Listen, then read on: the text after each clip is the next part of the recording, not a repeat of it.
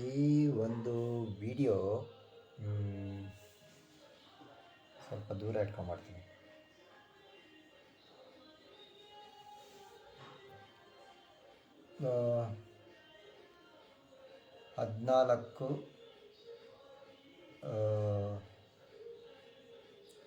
14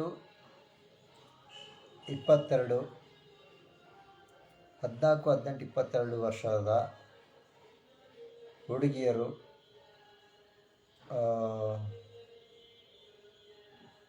ಅವರಿನ್ನ study ಮೋಡಲ್ಲೇ ಇರ್ತಾರೆ. So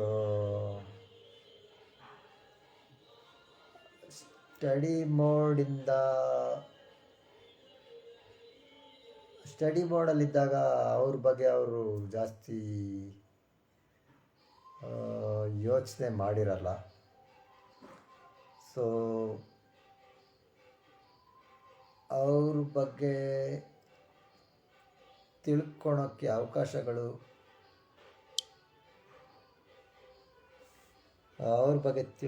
ಅವಕಾಶಗಳು ಅವರಿಗೆ ಕಡಿಮೆ ಇರುತ್ತೆ, ಬಿಕಾಸ್ ಆಫ್ ತುಂಬ ರೆಸ್ಟ್ರಿಕ್ಷನ್ಗಳು. ಆಯಿತಾ? ಈ ಗ್ಯಾಪಲ್ಲಿ ಜಾಸ್ತಿ ಅಂದರೂ 25ಕ್ಕಂತೂ ಸುಮಾರು ಜನ ಹುಡುಗಿಯರದು 25ಕ್ಕೆಲ್ಲ ಮದುವೆ ಆಗಿರುತ್ತೆ.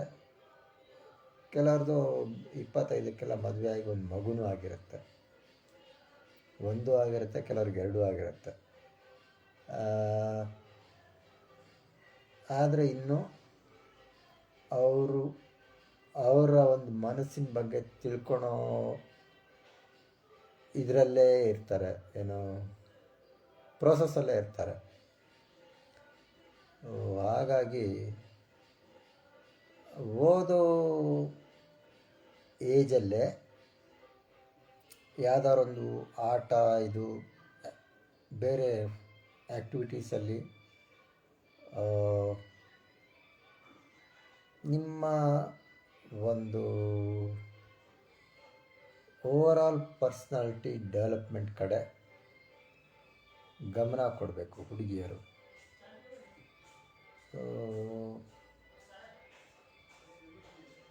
ಆವಾಗ ನೀವೊಂದು 25ಕ್ಕಾದರೂ ನೀವೇನಾದ್ರು ಮಾಸ್ಟರ್ ಡಿಗ್ರಿ ಮಾಡ್ತೀವಿ ಅಂತ ಎಲ್ಲ ಹೇಳಿ 1-2 ವರ್ಷ ಇದು ಮಾಡಿದ್ರು, 27-8ಕ್ಕಾದ್ರೂ ಮದುವೆ ಟೈಮಲ್ಲಿ ನೀವು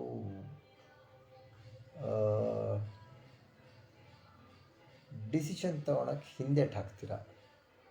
ಎಷ್ಟೇ ನೀವು ಓದಿದ್ರು, ಚೆನ್ನಾಗಿ ದುಡಿತಾ ಇದ್ರೂ ಮದುವೆ ಒಂದು ವಿಷಯದಲ್ಲಿ ನಿಮಗೆ ರಿಸ್ಕ್ ತೊಗೊಂಡ್ರೆ ಆಮೇಲೆ ಯಾರೂ ಸಪೋರ್ಟ್ ಮಾಡಲ್ಲ ಮನೆಯಿಂದ.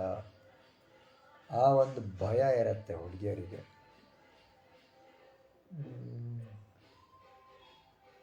ಮನೆಯವರು ಆ ಥರ ಒಂದು ಭಯ ಇಲ್ಲದೆ ಇರೋ ಥರ ಹುಡುಗಿಯರನ್ನ ಬೆಳೆಸಬೇಕು. ಇವಾಗೆಲ್ಲ ಸುಮಾರು ಜನ ಹುಡುಗರಿಗೂ ಮದುವೆಯಲ್ಲಿ ಏನು ಇಂಟ್ರೆಸ್ಟ್ ಇಲ್ಲ. ಏನು ಎಲ್ಲ ಈಗ ಏನು ಗುರು, ಮದುವೆ ಆಗಿ 2 ವರ್ಷಕ್ಕೆ ಬೇರೆ ಆಗ್ತಾರೆ, ಮತ್ತು ಆಮೇಲೆ 2ನೇ ಮದುವೆ ಎಲ್ಲ ಯಾರಿಗೂ ಆಗಲ್ಲ. 2ನೇ ಮದುವೆ ಅಂದರೆ ಅದು ಮತ್ತೆ ಎಲ್ಲ ಅದೇ ಥರನೇ ಆದರೆ ಅನ್ನೋ ಒಂದು ಯೋಚನೆ ಇರುತ್ತೆ. ಸೊ ಮೊದಲನೇ ಸಲನೇ ಸ್ವಲ್ಪ ನಿಮ್ಮ ಮೇಲೆ, ನಿಮ್ಮ ಒಂದು ಓವರಾಲ್ ಪರ್ಸ್ನಾಲಿಟಿ ಮೇಲೆ ಇನ್ವೆಸ್ಟ್ ಮಾಡಿ, ನಿಮಗೆ ಪರ್ಸ್ನಾಲಿಟಿಗೆ ಸೂಟ್ ಆಗೋ ಹುಡುಗಂಗೆ ನೀವು ಲೈಫ್ ಪಾರ್ಟ್ನರ್ ಆಗಿ ಚಾಯ್ಸ್ ಮಾಡ್ಕೊಬೇಕಾಗತ್ತೆ. ಅದರಲ್ಲೂ ಕರ್ಮದು ಎಲ್ಲ ಹೀಗಿರುತ್ತೆ ಆಟ. ಅದು ನೀವು ಒಂದು ಜಾತಕ ಅದನ್ನು ನೋಡಿ ಇವಾಗಿನ ಹುಡುಗಿಯರು ಆಗಲ್ಲ. ಬರೀ ಜಾತಕ ಇದಕ್ಕೆ ಹುಡುಗಿಯರು ಒಪ್ಪಲ್ಲ. ಮೈಂಡ್ಸೆಟ್ಟು ಇದಾಗಬೇಕು ಅಂತ ಎಕ್ಸ್ಪೆಕ್ಟ್ ಮಾಡ್ತಾರೆ. ಒಳ್ಳೆಯದು. ಬಟ್ ಒಂದು ಏನಂತಾರೆ, ಕೆಲವರೆಲ್ಲ ಮದುವೆ ಆಗಿ ಆಮೇಲೆಲ್ಲ ಗಲಾಟೆಗಳೆಲ್ಲ ಆದಮೇಲೆ ಕೌನ್ಸಿಲಿಂಗ್ ಹೋಗೋಕ್ಕಿಂತ ಪ್ರೀ ವೆಡ್ಡಿಂಗ್ ಫೋಟೋಶೂಟೆಲ್ಲ ಮಾಡ್ತಿರಲ್ಲ, ಅದೇ ಥರ ಮದುವೆಗೆ ಮುಂಚೆನೇ ಕೌನ್ಸಿಲಿಂಗ್ ಬನ್ನಿ. ಇಲ್ಲ ಹುಡುಗರಾದರೂ ಬನ್ನಿ, ಇಬ್ಬರು ಬಂದರೆ ಇನ್ನೂ ಒಳ್ಳೆಯದು. ಸೆಲೆಕ್ಷನ್ ಇದಕ್ಕೆ ಮುಂಚೆನೇ ಬರಬೇಕು, ಕೌನ್ಸಿಲಿಂಗ್ ಇದಕ್ಕೆಲ್ಲ. ಸೊ ಆವಾಗ ನಿಮ್ಗೊಂದು ಏನು ಎಕ್ಸ್ಪೆಕ್ಟೇಷನ್, ಹುಡುಗರು ಯಾವ ಥರ ಯೋಚನೆ ಮಾಡ್ತಾರೆ, ಹುಡುಗಿಯರ್ದು ಏನು ಇದೆ,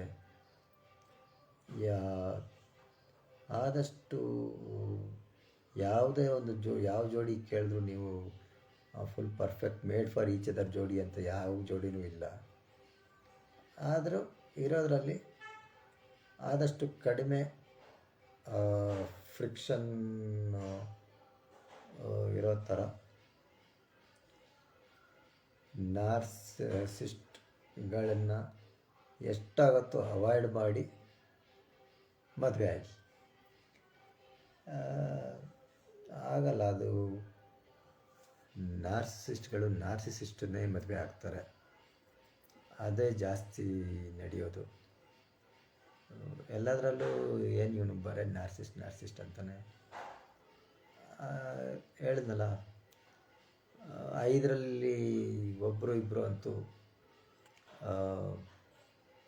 ಆ ಥರನೇ ಮದುವೆ ಆಗ್ತೀರ. ಅದು ನಿಮ್ಮ ಕರ್ಮನೂ ಎಲ್ಲ ಹಿಂದಿಂದ ನಿಮ್ದು ಯಾವ ಥರ ಇದಿದೆ, ಪುಣ್ಯ ಎಷ್ಟಿದೆ, ಪಾಪ ಎಷ್ಟಿದೆ, ಅದೆಲ್ಲ ಲೆಕ್ಕ ಗೊತ್ತಿಲ್ವಲ್ಲ. ಸೊ ಪಾಪ ಪುಣ್ಯ ಲೆಕ್ಕದ ಮೇಲೆ. ಬಟ್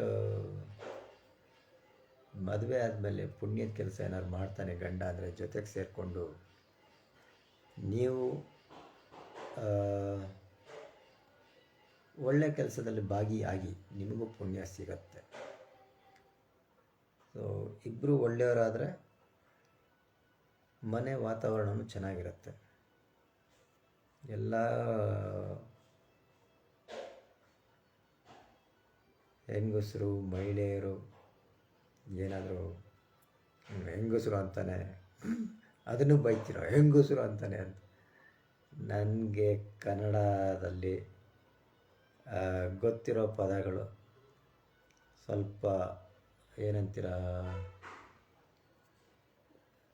ಎಲ್ಲ ವೀಡಿಯೋಗಳನ್ನು ನೋಡಿ ನನಗೆ ನಾನು ನನ್ನ ಮನಸ್ಸಿನ ಬಗ್ಗೆ ತಿಳ್ಕೊಂಡಿದ್ದೀನಿ. ನನಗೆ ನಿಮ್ಮ ಹತ್ರ ಎಲ್ಲ ಹಂಚ್ಕೊಂಡು ನನಗೇನು ಸಿಗತ್ತೆ ಹೇಳಿ?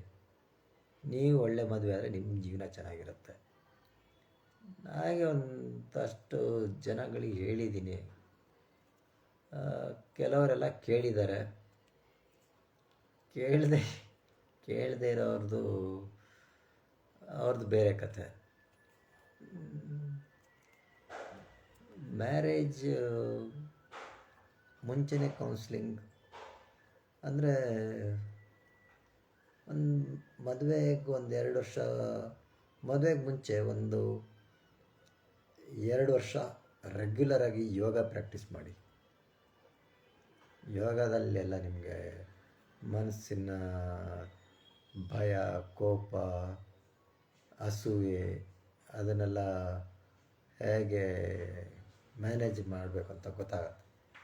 ಮದುವೆಗೆ ಮುಂಚೆ 2 ವರ್ಷ ಯೋಗ ಪ್ರಾಕ್ಟೀಸ್ ಮಾಡಿ. ಇಲ್ಲ ಯಾವ್ದಾದ್ರು ಸ್ಪೋರ್ಟ್ಸಲ್ಲೆಲ್ಲ ಅಷ್ಟು ಇದಾಗಲ್ಲ, ಯೋಗನೇ ಮಾಡಿ. ಮದುವೆಗೆ ಮುಂಚೆ 2 ವರ್ಷ ಯೋಗ, ಸ್ಟಾರ್ ಕಂಡೀಷನ್ಸ್ ಅಪ್ಲೈ. ಯೋಗ ಮಾಡಿರಬೇಕು, ಆಮೇಲೆ ಮದುವೆ ಆಗುತ್ತೆ.